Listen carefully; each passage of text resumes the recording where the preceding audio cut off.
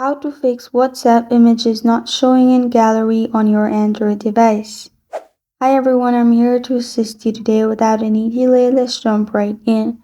Open WhatsApp, click on three dots at the top right corner of your screen. Then click on Settings, which is the last option. In Settings, click on Storage and Data.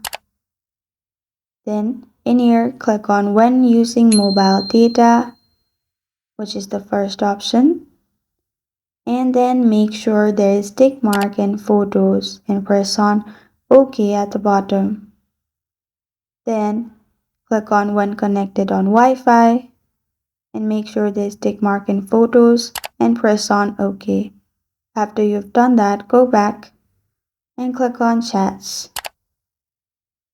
In chats, make sure media visibility is turned on. After that, your problem will be fixed.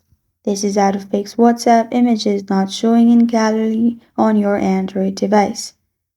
Thank you for joining me today. If this video helps you out, please leave a like and subscribe for more. Got a question or want to suggest a topic, comment below. Thank you for watching.